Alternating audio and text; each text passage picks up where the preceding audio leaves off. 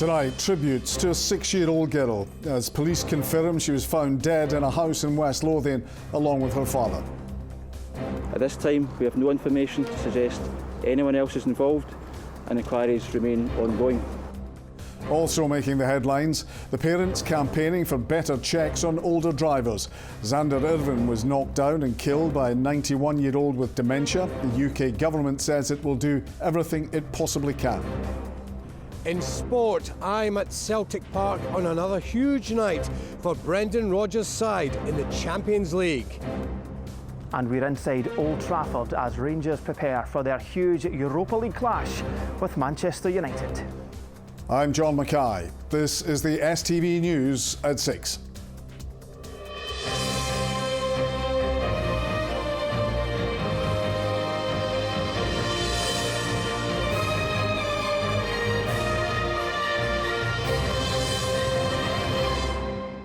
Good evening. Police say they're not looking for anyone else in connection with the deaths of a man and his daughter at a house in West Lothian. 36-year-old Mark Gordon and 6-year-old Hope were found at a property in West Calder. Concerns had been raised after she failed to attend school on Monday. Our senior reporter Gordon Cree is there tonight. So Gordon, the picture of what happened is becoming clearer. John, the cordon has been pushed closer today. This is the house we're talking about. And of course, all around, people here are having to get on with day-to-day life. The police said today it was important to avoid speculation, and we will avoid it, but important to address inaccurate speculation. There are wild theories online about this maybe being something to do with gas or carbon monoxide. Well, we can tell you that no gas engineers have been called to deal with this incident. And when we saw the officers in forensic suits, they were coming and going from the property in a way that indicated there was no danger to them. At the heart of all of this, a 6-year-old girl is dead, and today warm tributes were paid to her. Outside the house in Harburn Drive today, a bunch of flowers with a card reading, "Fly high, little angel." Hope was just weeks away from her 7th birthday.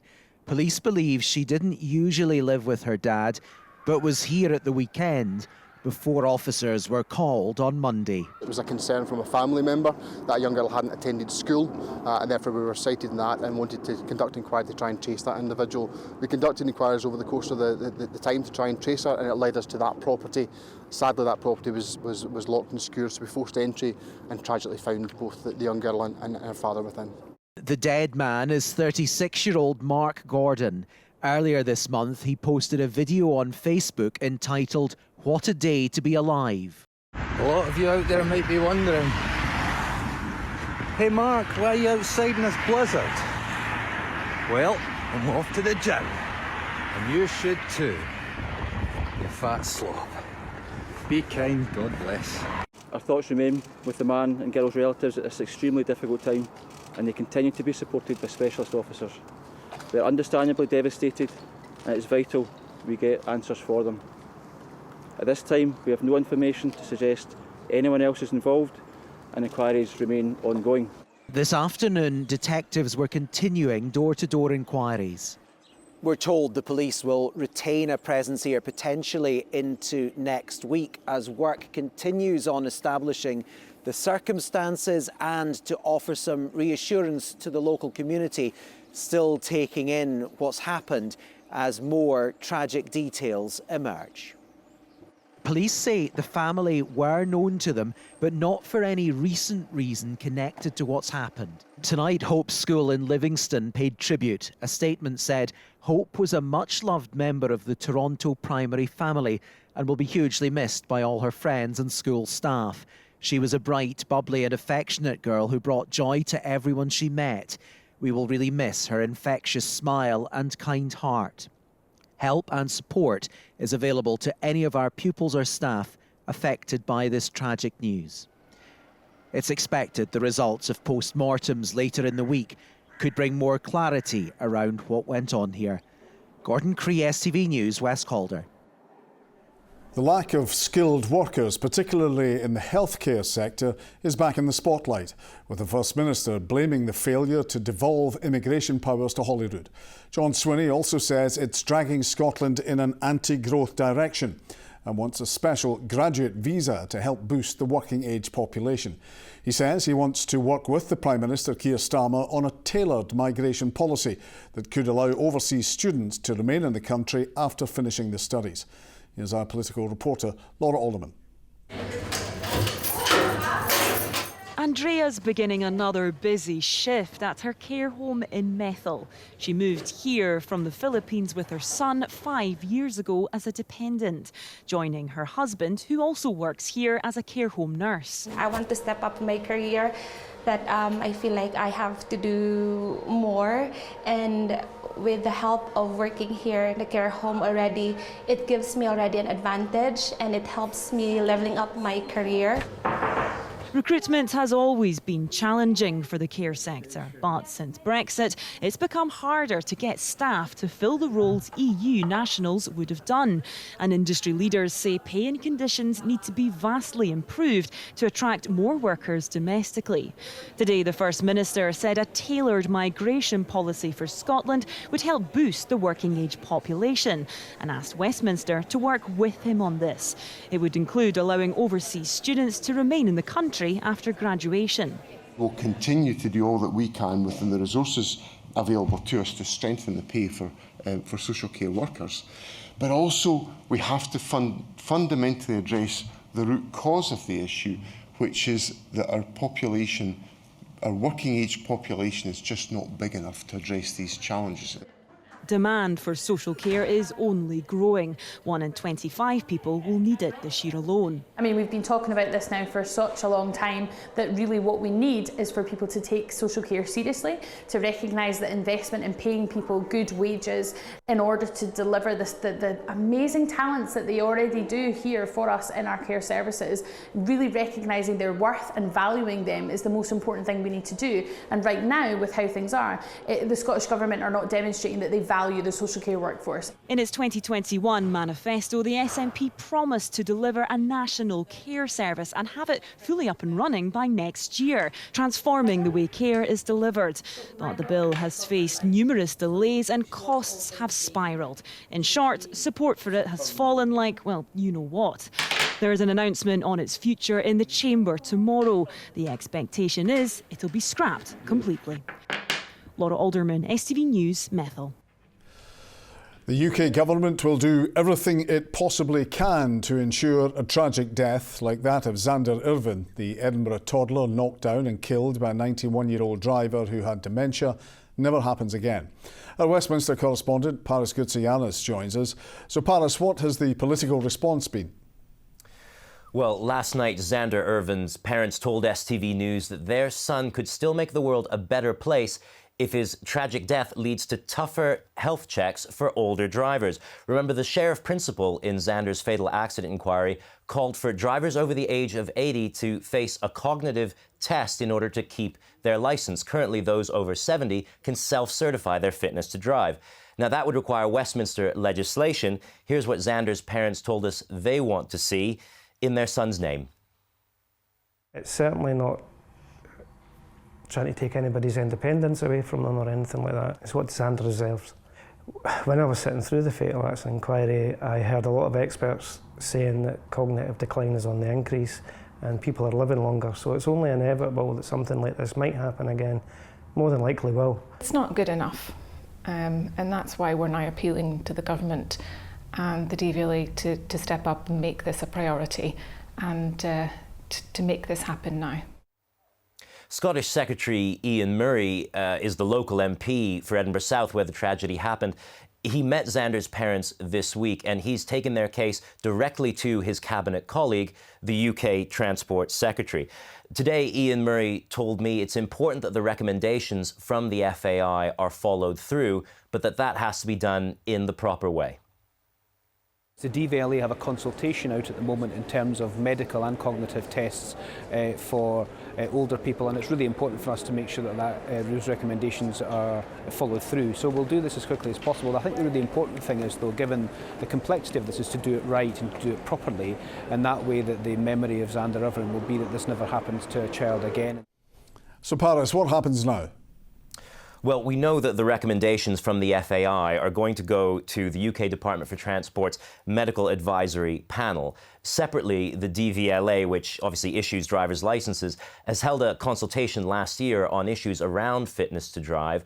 All of that will also inform any possible change to the law. So there's a lot of material for officials to consider. That's going to take time. We may not hear anything more until the spring when that medical advisory panel meets. But it's clear that Xander's parents are having their campaign heard at the highest level of government.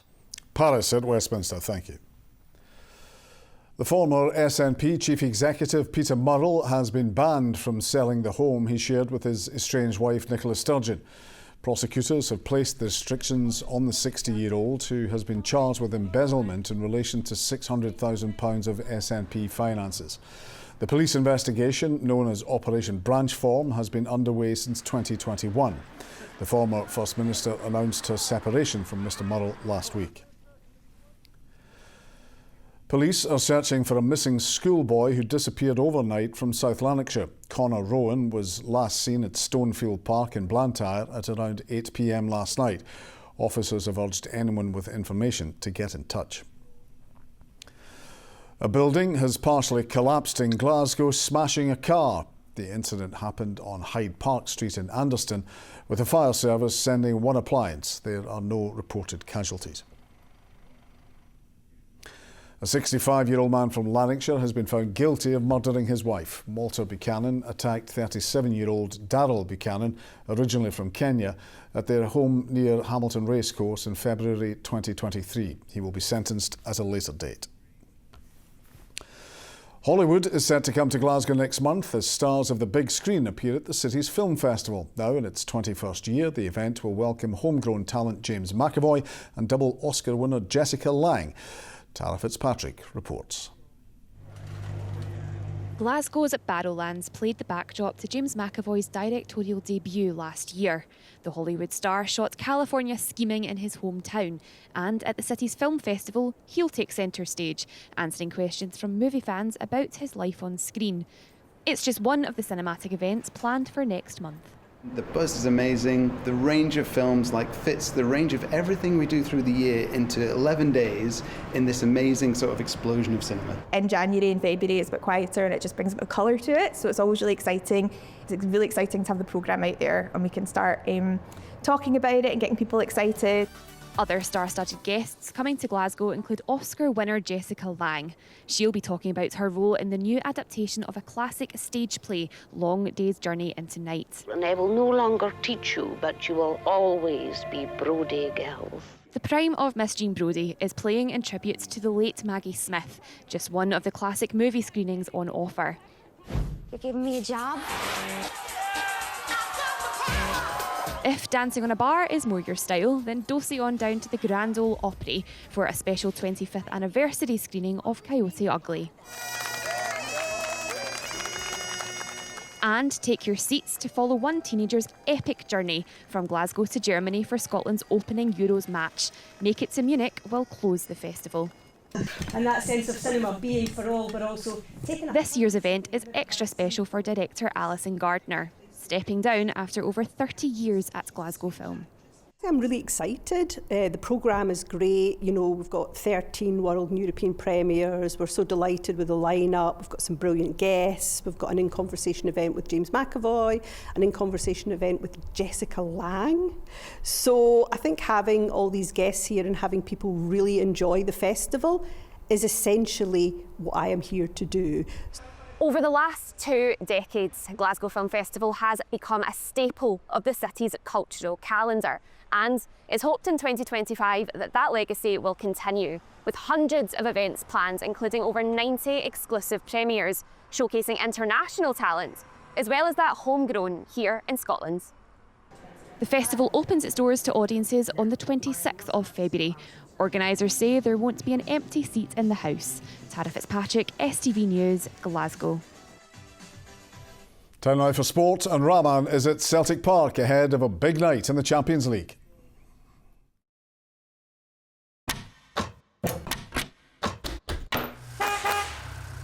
STV Sport, sponsored by the C.R. Smith New Year Sale.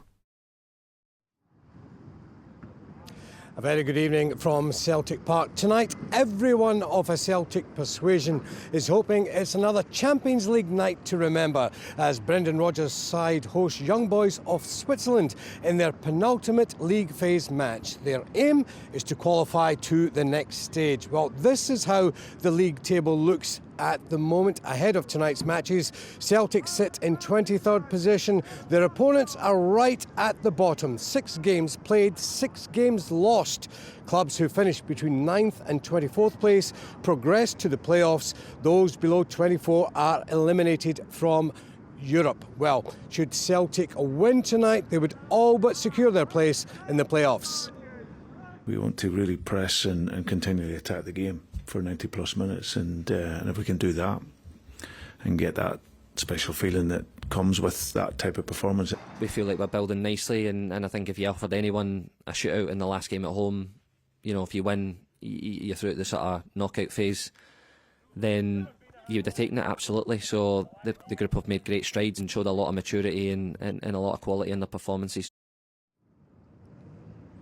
Well, Celtic have received a huge boost ahead of tonight's match. Goalkeeper Kasper Schmeichel has signed a new contract until the summer of 2026. The 38-year-old has been an ever-present in Brendan Rodgers' team since joining the champions in July last year. Well, Celtic last qualified to the knockout stage of the Champions League back in 2012. That was under the old group stage format. Now, under the new league phase, clubs have a better opportunity to progress. We spoke to some fans a short time ago, and they're optimistic that the players will seize the opportunity tonight. We really need to win tonight, especially because Aston Villa got beat last night. You know what I mean? Next week they're going to come out all guns firing, so if we're going to do it, we need to do it tonight. I'm quietly confident. Yeah. We'll be a bit confident. But the performances in Europe overall must give the fans some mood for optimism. Oh, magic, yes. Absolutely. They've been great performances. I think it's as big a chance as we've had in recent years, obviously. Just with the draw that we got and the results we've managed to get so far. Can't ask for a better game, Young Boys at home, so fingers crossed. Have you been to a Champions League match before? No, first one. How excited are you? Excited. Yeah. Buzzing. Do you think the team's going to do it tonight? 3-0 win, hopefully. That young lad is optimistic, isn't he? Well, in terms of team news, Brendan Rodgers has a near fully fit squad to choose from. Only long-term absentee James Forrest is unavailable due to injury. Kick-off here is at 8 o'clock. Now, Rangers are in Manchester ahead of their Europa League match at Old Trafford tomorrow night, and Rangers manager Philippe Clement says he won't park the bus against Manchester United tomorrow night, adding that goalkeeper Jack Butland returns from injury and is available for tomorrow night's match. Ronnie Charters is at Old Trafford for us. Well, welcome to Manchester, the latest stop on Rangers' Europa League campaign, and we have a battle of Britain on our hands as Philippe Clement's men get set to take on the might of Manchester United. The Ibrox side currently sitting in 8th in the table. That gets them into the automatic spots to progress to the last 16. And some good news for Rangers on the injury front with Jack Butland back training today. Let's now hear from the Rangers camp. It's a massive opportunity to play against teams of this size, of this budget, with the best quality players in the world. On the other side, it's a challenge for players, and it's what I know my team and my squad embrace those moments. It's also, if you're a small boy and you start to play football, you dream of being in stadiums like this and play games like that against good opponents. Well, in terms of the opponents, Manchester United at the moment a club in turmoil, 13th in the Premier League, and real pressure on new manager Ruben Amorim, and especially here inside Old Trafford. It's not known as the theatre of dreams at the moment, it's certainly the theatre of nightmares for the Manchester side. 4 defeats at home in their last 5 home matches. That's something Ruben Amorim wants his players to address. The way we play, we are too nervous with the ball, too nervous, really anxious. And then if you have a little bit experience in this game, when you fall in this type of context, it's really hard to go up, especially when you are a massive club. In this moment, we are performing really bad, and our results are really bad in the moment. So a huge night in store tomorrow night. 80,000 plus expected inside Old Trafford. A win and Rangers go one step closer to securing their place in the top 8 of the Europa League. Ronnie Charters, STV Sport in Old Trafford. Well, right here at Celtic Park, the team bus has just arrived. In the next half an hour or so, we will know Celtic's starting lineup. OK, let's give you some rugby news now. After being called up to the Scotland squad for the first time, Fergus Burke says his ambition is to ultimately succeed Finn Russell as the country's #1 fly half. Burke, who was born in New Zealand but qualifies to play for Scotland through his grandfather. The Saracens' #10 could make his debut in the Scots' opening Six Nations match against Italy next weekend. I think that'd be the ultimate for me, yeah. I think I've got a lot of respect for Finn, so I'm not exactly coming in here and trying to ruffle feathers in the Six Nations. He's a complete player at the moment, so it's more to just learn off him, and as you say, down the line, if I get an opportunity to kind of step into that role, then yeah, that's the dream. One other piece of rugby news, Glasgow Warriors URC match against Connacht, scheduled to take place on Friday, has been rescheduled for this Sunday due to the severe weather warning. Finally, athletics news, and Laura Muir is now being coached by Steve Cram. Muir, an Olympic silver medalist in the 1500 metres at the 2020 Games, announced on social media that Cram, who won a silver medal at the 1984 Olympics, and former rival Laura Waitman are her new coaching team. Muir split from long-time coach Andy Young in 2023.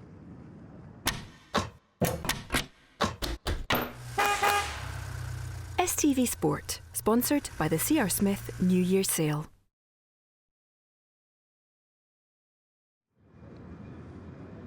That, folks, is all of your sport tonight ahead of Celtic against Young Boys in the Champions League. John. Enjoy, Rahman. Thank you. Well, the warning about an incoming storm has got stronger. Let's get the latest from Sean. An icy start to the day will give way to a series of oohs and ahs. TUI sponsors STV Weather. Very good evening to you. Well, we'll get to Storm Éowyn in a minute because, of course, that is the main story for us over the next couple of days. Just now, it's the calm before the storm. Mist and fog patches have lingered on through the afternoon in some spots that the winds have been so light today, especially in parts of the central belt where it has been particularly chilly. Now, through tonight, cold, frosty for many central and eastern parts of the west. We start to see a wee bit more of a change, a little bit more cloud coming in here by the end of the night. Some outbreaks of rain, and talking of rain, there's a lot of that to come through tomorrow. Some heavy bursts of rain, and the breeze will be picking up as well. And not just rain. North of the central belt, over higher ground, there will be a period of snow as well. With the rain around, a bit more of a breeze in the afternoon. It's going to feel quite chilly, 4 or 5 degrees Celsius. But of course, the main story in town at the moment is Storm Éowyn. So let's concentrate on that. An amber weather warning out for us on Friday. Disruptive and damaging gusts of wind. Now, this pink shade shows you areas where we've got 70-mile-per-hour plus gusts of wind on Friday. And you can see that's pretty widely, especially across Lights of Dumfries and Galway, Ayrshire, and then Lanarkshire, and then into parts of the central belt. Because we get a wee bit of funneling through the central belt, Falkirk and also parts of the Lothians, Fife, seeing gusts up to about 70 miles per hour. 80 plus concentrated on Dumfries and Galway. Again, parts of Lanarkshire, Ayrshire, and possibly into Lights of Renfrewshire and Inverclyde. So damaging gusts of wind on the way. Bye-bye. TUI sponsors STV Weather. That's all from your STV News this evening. From all of us, thank you for watching. Have a good night.